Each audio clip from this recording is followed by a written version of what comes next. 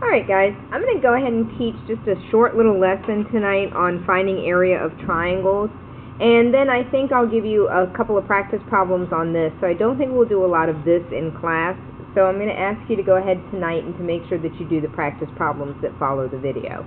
Okay, very important for you to do that, okay? Alright, so if you remember back in geometry, and even before that, you learned the formula to find the area of a triangle is 1/2 base times height. And that was all great when I gave you everything you needed. But what happens if I didn't give you the base or the height? Then you had to drop, right? Let's say I gave you this triangle, and I said this was 5 or 6, and I said find the, and I told you, I don't know, this is 10, and I told you to find the area. So the first thing you have to do is you'd have to drop this height and make a right angle, and at this point again you'd be stuck because you wouldn't even know how that 10 was divided, so you would be unable to find the area of this particular triangle. So in this video I'm going to teach you two new formulas. Okay? The first formula is going to be used when you have two angles and the included side. So formula for area of a triangle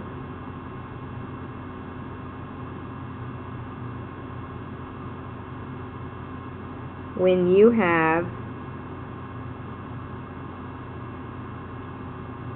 two sides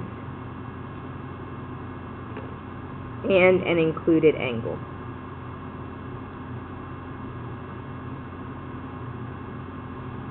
And there's going to be three of them.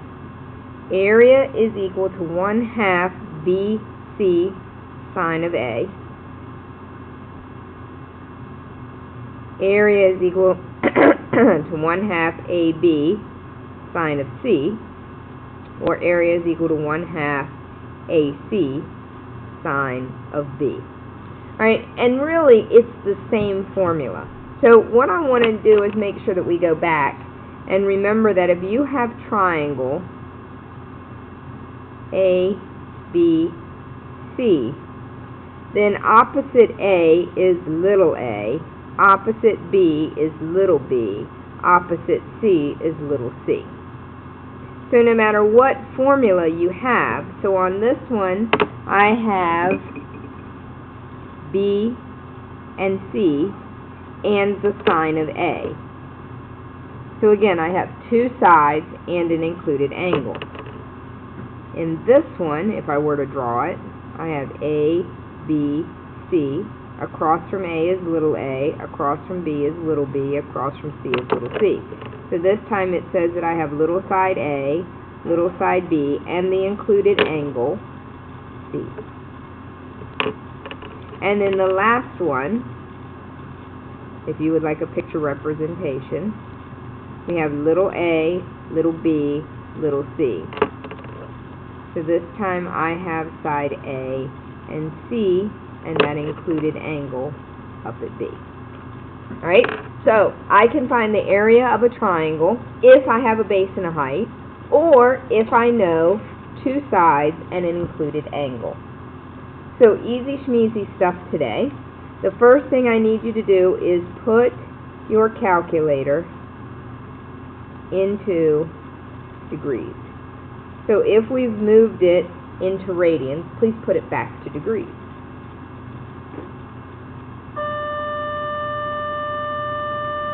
Example 1. Find the area of each triangle.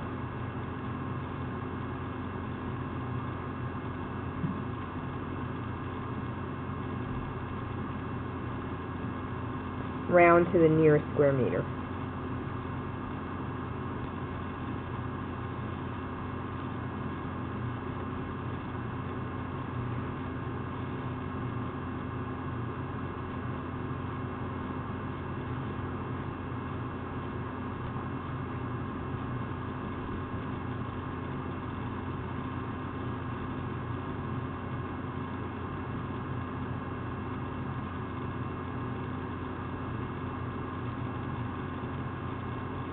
Alright, so let's say that I give you a triangle. I tell you little a is 24, little c is 10, and angle B is 62. Let's go ahead and fill in what we know. Alright, so little a is the side opposite big A. So So little a is over here is 24. Little c is the side opposite angle C. That's your 10. And then my 62 goes here. So do I have two sides and an included angle? Yes, I do. So I can go ahead and use my formulas up here. Now, guys, I don't want you to, try to figure them out as three different formulas. Just say that I know area is 1/2 the two sides times the sine of the angle. And now you just grab your calculator and do the work. So let me see. Oops, sorry. Everything's falling. Let me go ahead and get my calculator out here. Again, make sure you are in degrees. Alright, when you type in exactly what you have.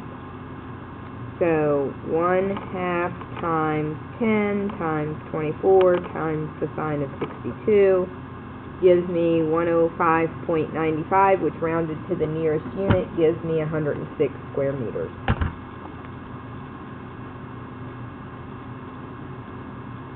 And that's all there is to triangles this way. Alright, as long as you have two sides and an included angle.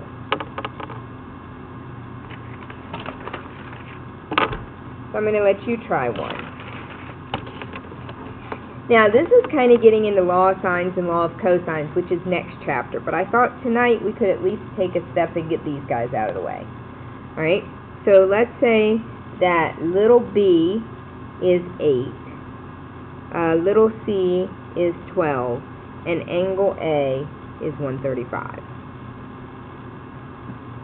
So the first thing I'm going to have you do is go ahead and draw your triangle. It doesn't matter what you label A, B, and C. So A, B, C, and it doesn't even matter that I know angle A is 135 degrees, and that doesn't even look right. Alright, so let's see what we got. Little b. So where do you think you're going to put the 8? Little b is opposite big B. So let's put the 8 here. Little c is opposite big C, 12, and A is 135.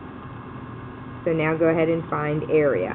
And I'm just going to pause for just a moment and let you guys go ahead and start setting it up. Grab your calculators and plug away.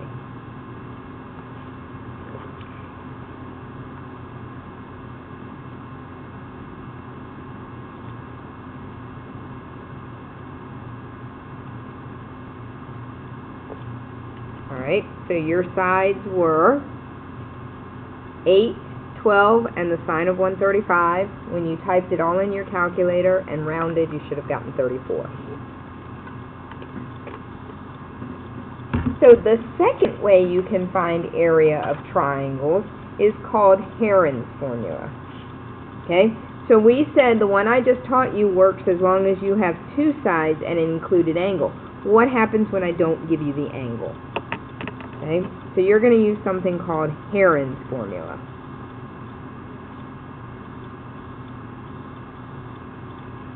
So it's used to find the area of a triangle.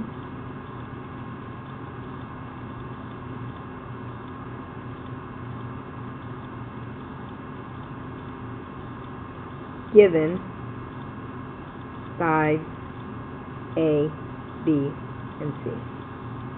Alright, so here I have to give you all the sides, no angle. Alright, Heron's formula looks a little bit scary.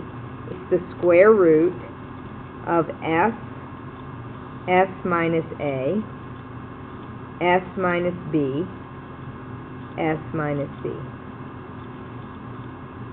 And S is defined as 1/2 the perimeter. Now, don't fret about learning more formulas. Again, these guys are on your green sheet already, if you look in that third column. Alright, so really S is 1/2 of the perimeter. So if we want to write that, we can.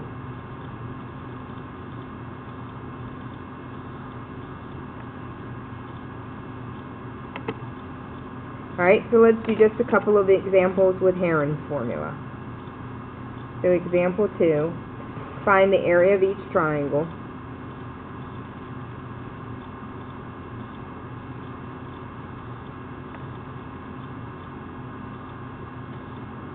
Round to the nearest yard.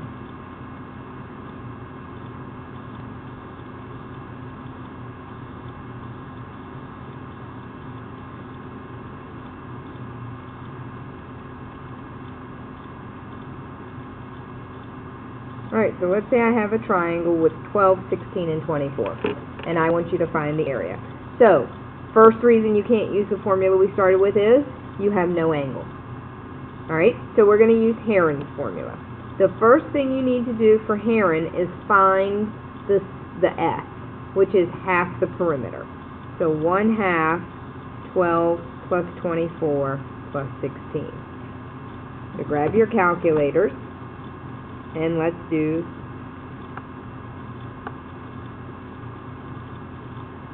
did everybody get 26? Okay, if you want to see what I typed in, you can either write, let it figure itself out. You can either write the 1/2 is 1 divided by 2, and then in parentheses 12 plus 16 plus 24. Okay? Alright, now we're ready to plug into this big, ugly, yucky formula. So area is equal to the square root of 26 times 26 minus, pick a side, 12, times 26 minus, pick a side, 24, times 26 minus, pick a side, 16. Alright, let's clean all this up. So 26 minus 12 is 14. 26 minus 24 is 2. 26 minus 16 is 10. So now I'm going to go ahead and take the square root of 26 times 14 times 2 times 10. And I got 85.3. Again, if you could see my calculator once it kind of figures itself out. Which I'm going to round to 85. Now, if you feel confident, you can go ahead and type that whole thing underneath the radical. I just like to at least get to there before I grab the calculator.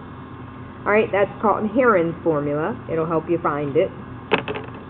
So we'll do one more of those, and then I'm going to give you some of these to practice, and we'll call it a night. Alright, let's say that I tell you A is 6, B is 16, and C is 18. So my question is, do you need a triangle? Not really. If you want to draw one by all means, but you don't need one. So the first thing you do is find S. So I'm going to wait just a few seconds and let you find S.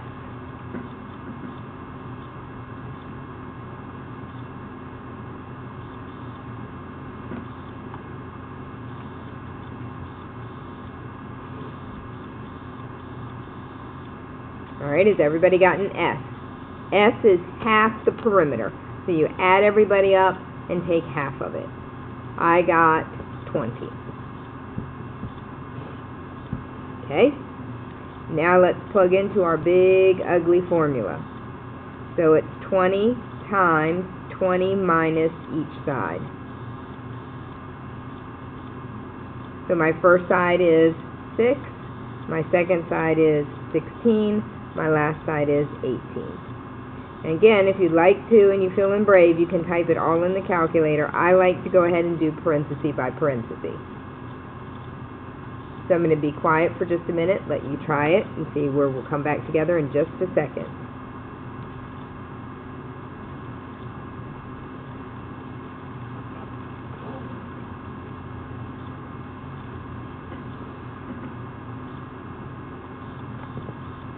I feel like we should have Jeopardy music when I'm letting you guys do it on your own. Alright, I have my answer. So let's go ahead and see where you're at. I got 20 minus 16 is 14, 20 minus 6 is 14, 20 minus 16 is 4, and 20 minus 18 is 2.